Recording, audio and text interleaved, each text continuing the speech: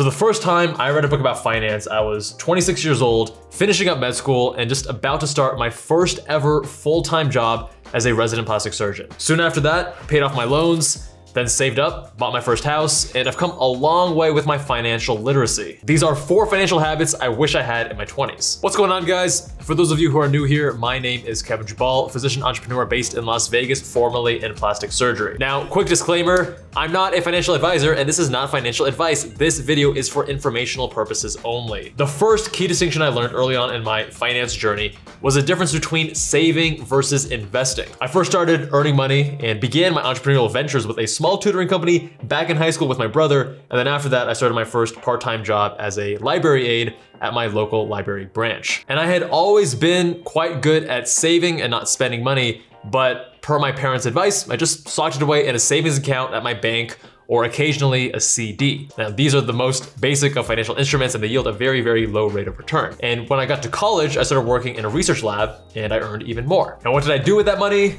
Well, apart from putting some towards my tuition and living expenses, the rest of it went to, you guessed it, a savings account at a bank. Now, it is important to have an emergency fund, which most would recommend would cover at least a few months of living expenses.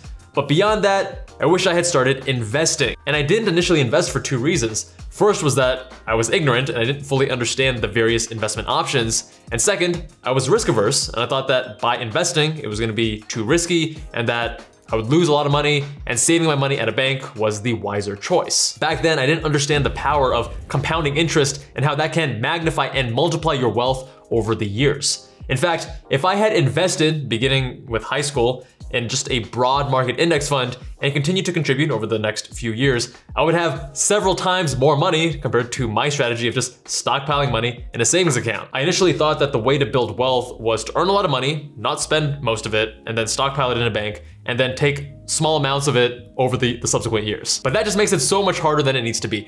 The difference in saving versus investing is that with investing, you can achieve a much higher rate of return. This may not seem like a big deal over 1 year, but when you compound that year after year, the effects are tremendous. There's actually this rule of 72, which is if you take the number 72 and divide it by your average annual rate of return, it tells you how long it takes to double your money.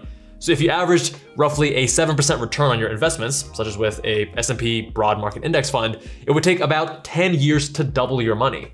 And that's all without you having to do anything but just let it sit there. Next, once you have a reasonable handle on your savings rate, you should focus on increasing your income. You can only save so much of your income each month before it starts to decrease your quality of life. And this is why it's better to focus on increasing your income, as there is, at least theoretically, no cap on how much money you can earn. So think about it this way. Rather than saving $1,000 per year, what if you just made $2,000 more per year and you saved half and then spent the other half? Now you can save more money while still marginally improving your lifestyle. The key here is to limit your lifestyle inflation, because oftentimes when people start making more money, they also start spending most of their increased earnings. And that's largely due to what is called hedonic adaptation. And that means as humans, when something good happens to us, like being able to spend more money, we feel happy for a period of time. But this feeling is short-lived and we quickly return to a sort of baseline happiness. So if you go from spending 25K a year to spending 125K a year, you'll feel great for a while, but then you'll eventually return to your baseline level of happiness. And now, in order to get that same level of satisfaction with spending,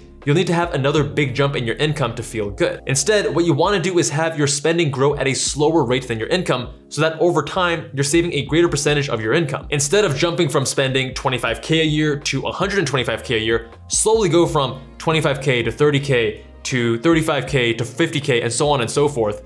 And by doing this, not only are you gonna save a lot more of your income, but you'll also experience much more satisfaction from your spending over time because you're dragging out the period in which you have that upgrade to your lifestyle, that delta between what you were spending and what you are spending now. Because remember, much of the satisfaction from how you spend money is relative, not absolute. And by increasing your spending slowly, you're able to maintain a positive trend and enjoy your increased income for longer. Next, you want to select your inputs very carefully. We live in a time where we have incredible amounts of information right at our fingertips. It's easier now than it has ever been to educate yourself about finance. But that being said, having vast quantities of information readily available is also a double-edged sword. Although there is a lot of good, high-quality information out there, there's also a lot of junk and misinformation. You have to be careful and not get sucked into the high-risk, flashy, YOLO side of finance and investing. Just because your cousins, best friends, uncles, vacuum cleaners, goldfish invested in a meme stock and got 10x return on their investment,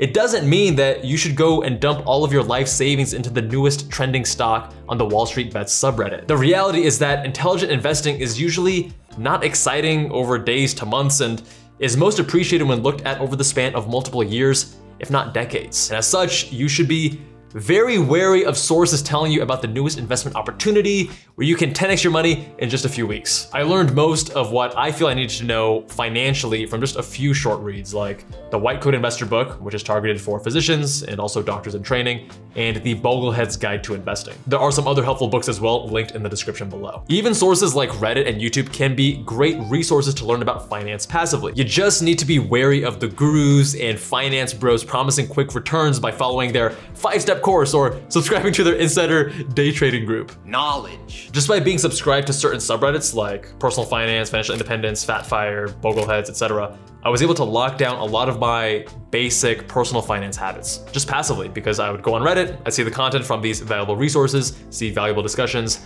and it just automatically happened. Lastly, create rules for your spending. The types of rules you need to create are gonna depend on your tendencies around money. So how do you behave? Are you quick to overspend in some categories and then underspend in others? Now granted, my rules are pretty weird and your mileage may vary. But if you also grew up in a financially strapped background, you're probably adept at pinching pennies and not spending much. And for people like us, it's important to create rules on how to actually spend money effectively. Every year, I set a reverse budget for things like self-development, courses, and coaching. I say reverse budget because instead of saying I need to spend less than this amount, I say I need to spend this amount or more on educating and improving myself. Over the last few years, I've spent into the 5 figures in this category, and it's probably the best money I've spent. In the past, I wouldn't even buy courses because they felt so expensive, and I often didn't finish them, and then I would feel guilty about it. But by setting this reverse budget, it forced me to keep investing in myself. And just like books, I found that some courses captivated me and I finished them quickly, whereas others fizzled out and I didn't finish, and that's okay. The point isn't to finish every single course, just like you shouldn't finish every single book you pick up. Instead, it's to provide yourself with the opportunities to grow and improve. I started working with a fitness coach because health and fitness are a top priority in my life. And yet I wasn't spending much money in that arena apart from my gym membership and some probiotics and supplements. So to go from no coaching, $0 per month, to then over $300 a month felt pretty extreme, and part of me initially wrestled with this. After all, I'd already obsessed over training regimens, read all the books, posted on the forums, and I felt like my knowledge wasn't the limiting factor, yet I wasn't getting the results that I wanted on my own. I knew that working with a professional, who by definition knew more than I did since they did this day in and day out, they'd at least be able to point me to my blind spots and help me overcome them. Long story short, it was money well spent, and now I have a driving coach as well to help me accelerate my development on the racetrack too. Another benefit of investing in yourself, learning, and growing as an individual is that you then have the opportunity to pass that knowledge on to others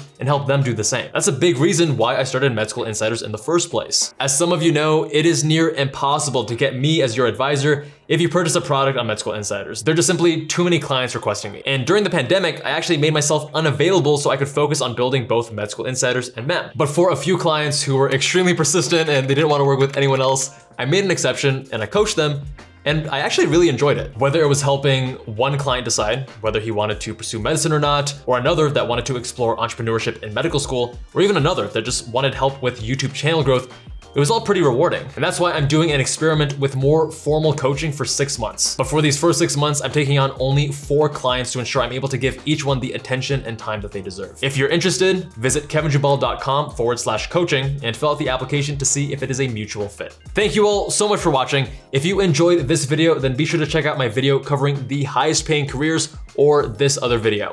Much love, and I'll see you guys there.